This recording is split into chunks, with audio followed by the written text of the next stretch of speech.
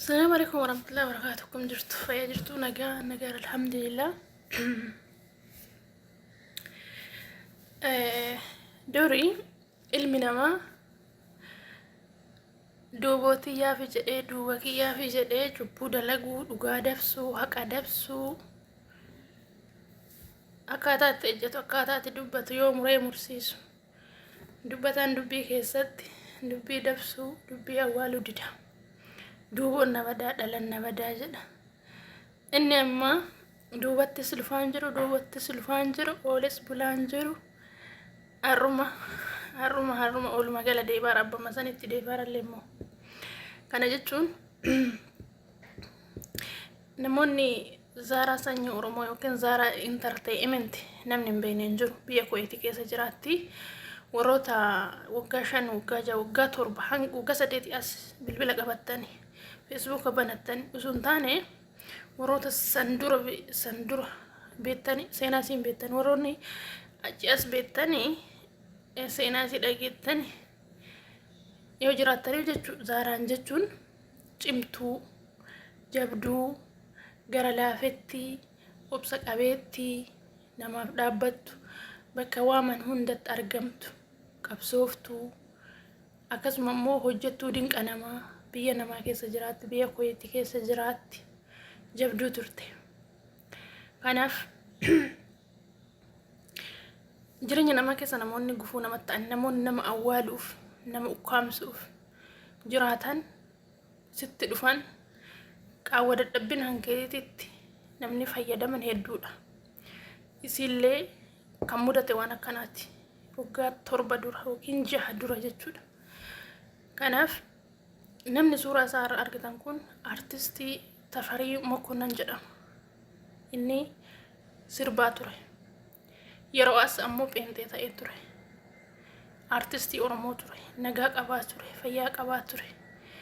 Akkuma suuraa irra mul'atu kana nama dilbii guddaa ture. Mucattii tanarratti ammoo daba dalage. Daba guddaa dalage. Cabsee mana deebise. Hin salphise. Hin kuffise. Xiinsammuu isii miidhe. Akkamitti warri jettan yoo jiraattan Zaaraa sanyii Oromoo sirba qabdi. Sirba isii birrii irraa nyaatee sirba isii qindeessa jedhee sagalee WhatsAppiin ergitee fi sirba hin qindeessinee fi waanuma silaa wanniidhaan inshuutiin yookiin ammoo aappoota YouTube nuti ittiin hojjennu kanaan waanuma wali qindaa'uu danda'u walisii qindeesseera jedhee birrii irraa nyaatee ture. Inshuutii fi kaarsimistiriin maalii ka jedhan sa'an garuutti hin fayyadamu. I don't know. Aappoota saniin waanuma qindeessee birrii guddaarraa nyaate. Amantummaadhaan isinitti dhiyaannaan. Lammaffaa bifa jaalala jedhuun sobee itti siqee sossobee dubartii yoo sossoban nama amantii deebi immoo nama guddaa kanaa nama artistii biyyaa artistii saba guddaa sagalee nama hundaa jettee amanteetti dhiyaattee bifa jaalala jedhuun qaama ishee irraa fudhatee irraa waraabbatee qaama ishee saniin qaama kan kee kana gabbaasa jedhaa isii sodaachisaa birrii ishiitiin isii gabbarsiisaa ture. Yoo birriin arginee fi kana gabbaasa jedhaa isii sodaachisaa ittiin doorsisaa ture birrii irraa nyaataa ture dhiiga isii dhugaa ture. Gaafa birrii isiin itti erguu dhabdu viidiyoo ishee gabbaasee ummata duratti saba isiin jaalatu duratti saba isiin kabajatu duratti saba isiin dhaabbattuuf duratti ishee salphise. Zaaraa sanyii Oromoo namichi kun salphisee mucattiin xiinsammuu isii miidhamee dhukkubsattee yeelaltee saba ofii kaqara duratti baatee dubbattu keessaa galtee sona dhabdee hamilee dhabdee tadhibee taatee cabdee kuftee haftee ergasii dalagachuu dadhabdee mataa koo na dhukkuba mataa koo dadhabetti yeroo hunda dalagaa dadhabdee kadhatti haftee waan yaalamtuun dhabdee waanuma kaardii bitattee bilbila fiitti guuttatu dhabdee yeroo dheeraa dhibamaa turte. Inni yeroo san sagalee qabaa inni yeroo san dhiiraa ishee miidhee ture. Miidhamtee turte dubartiin tun cabdee turte gizee fayyaa qabdu nama hundaayyuu fira eega dhukkubsattee fira dhabdee rakkattee itti kadhatamee gargaarsa godhamee fi gara biyyaa galte. Amma imaalee keessa akka jirtu namni sii quba qabu hin jiru. Kanaaf miidhami malee nama miidhini. Mucayyoon kun hin miidhamte. Ani miidhamuu isaa kanatti gaddee osoo hin taane wanti ati facaafatte miidhamuu isaa kanatti gammadee osoo hin taane jazaan oolteen bultu jechuu barbaadeetti. Miidhami malee nama miidhin abadan. Arrabni namaa si haa miidhu, jechi namaa si haa miidhu, gochi namaa si haa miidhu. Garuu ati nama miidhini. Isa irra guddaattu si jazaa si kafala waan ta'eef. Ani humna qabadee humna sitti ilaallatti ka humna isarra qabu jira. Ka humnaa fi dandeettii waan hunda godhuu danda'u Rabbi jira waan ta'eef isa jazaa si deebisa. Kanaaf yeroo baay'ee jecha natti tolu miidhame malee hin miidhini. Miidhamaa tahi malee miidhaan tahin wanti jiru kun natti tola jechuudha. Kanaaf har'a bifa kanaan miilli isaa deemuu dadhabee laamsha'ee wiilcharii irra deebee jira jechuudhaan illee sona namaatii bahee akkanatti sona namaatii baatee turte Zaaraan illee namoonni beektan yoo ta'e Nasrii Aanoleetii fi Hawwiin haati obsinaan gizee shaadaa qabattu haati obsinaan gizee walitti heeruman sababa mucayyoo kanaa walitti heeruman ishii irraa wal baran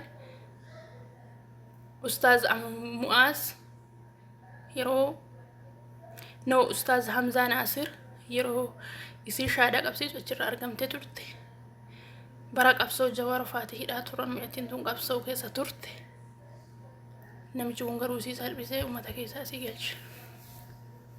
Kanaaf keessattuu dubartiin nama hin miidhin namni si haa miidhu, nama hin ganin namni si haa ganu. Ganamtuu ta'i yeroo hundaa, ganamaa ta'i yeroo hundaa. Dhugaa qabaadhu, dhugaa kee Rabbi si arga. Ilma namaa biraa yoo dhabde iyyitee dhugaa kee na argaa jettee dubbattee Rabbi biraa immoo na argatta. Ilmi namaa dhugaa si hin baasu, dhugaa kee dabsa, haqa kee dabsa, si miidha, si gidirsa malee. So kanaaf jazaan oolteen bultu. Jazaa warra miidhamee Rabbi haa baasu. Takkii addunyaa irratti, takkii aakiratti numa deebi'a, numa baha. Jazaan kee numa gala. Hin yaadini.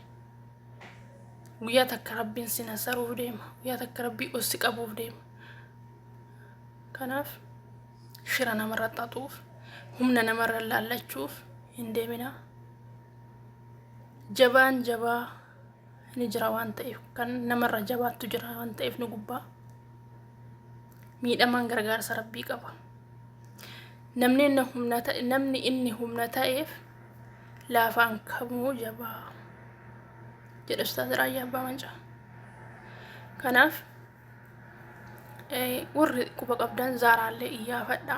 Mucattiin tun akkuma leeyman sanyii Waaqoo guutuu akkuma ijoollee qabsaa'ota biraa jazaa Oromoo irraa qabu. Malleen isaanii mana mara jiru. Qabsaa'oodha, jajjaboodha. Kanaaf isheellee bakka isin jirtu nu soqaa.